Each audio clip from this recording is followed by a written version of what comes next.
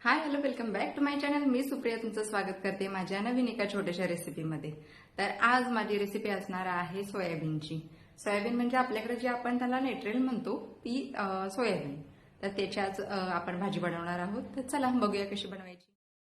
इकडे आपल्याला सोयाबीनच्या भाजीसाठी लागणारं साहित्य आहे. हे सोयाबीन आहे, उभा मोठा कांदा एक चिरून घेतलेला आहे मी, कोथिंबीर आहे, लाल तिखट, मीठ, मोहरी, जिरं आणि हा आपल्याला ओला मसाला करून घ्यायचा. त्यासाठी हे वाळलेलं खोबरं आहे, तीळ आहे आणि हा लसूण आहे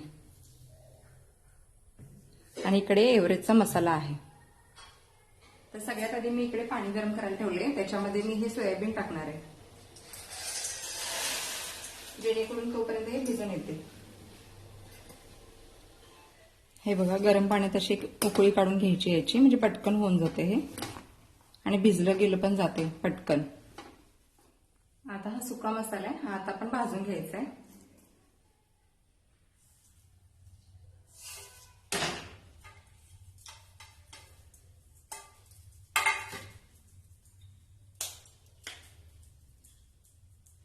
थोडंसं भाजून घ्यायचं.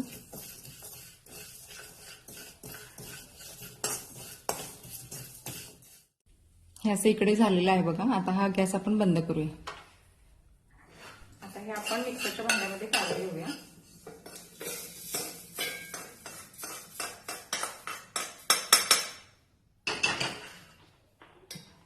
हे असं मिक्सरच्या भांड्यामध्ये काढले. त्याच्यामध्ये थोडीशी कोथिंबीर टाकूया आणि हे मसाला करून घेऊया. ओला मसाला याचा करायचा आपण.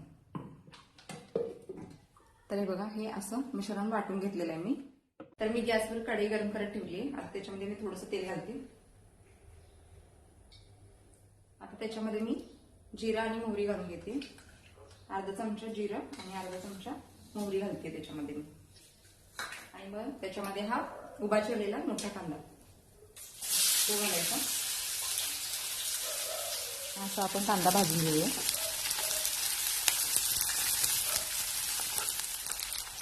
असा कांदा भाजत आलेला आहे. आता त्याच्यामध्ये आपण मसाला टाकूया.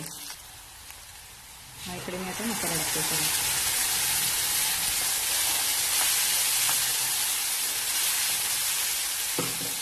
मसाला चांगला तेलामध्ये भाजून घ्यायचा.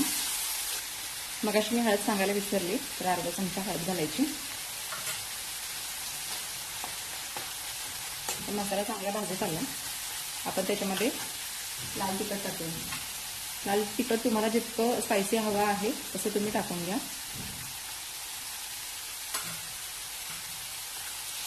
भाजी खूप छान लागते.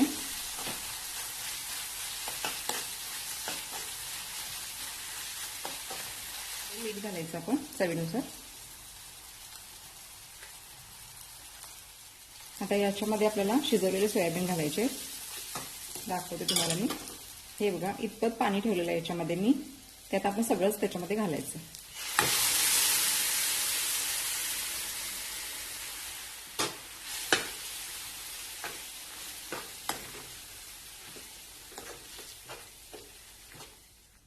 अशी रस्सादार भाजीच बनवायची याची, तरच ती छान लागते खायला. तुम्ही एकदम सुकी सुकी बनवाल ना तर ते अजिबात खाताना ना चांगलं नाही लागत. अशा टाईपमध्ये ग्रेव्ही थोडी ठेवून बनवलं ना तर एक नंबर लागते भाजी. तर थोडासा हा किचन किंग मसाला हा माझा फेवरेट आहे, त्यामुळे मी सगळ्या भाज्यांच्या मध्ये मी थोडा थोडा घालतेच हा. आणि आता वरून थोडीशी कोथिंबीर. 5 मिनिटं ह्याला झाकण लावून आपण शिजू द्यायचं. तर एक 5 मिनिटानंतर आपण हे बघूया कसं दिसतंय.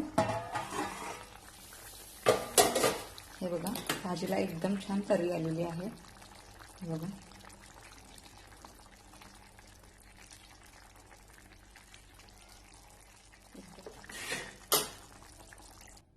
ही रेसिपी लिंबूशिवाय अर्धवट आहे, त्यामुळे लिंबू पिळून नक्की खावा ही.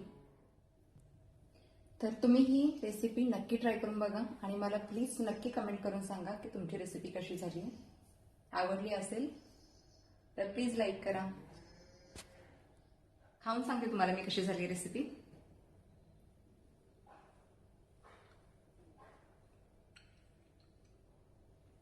खूपच छान, एकच नंबर. तुम्ही नक्की ट्राय करून बघा आणि प्लीज मला कमेंट करून सांगा.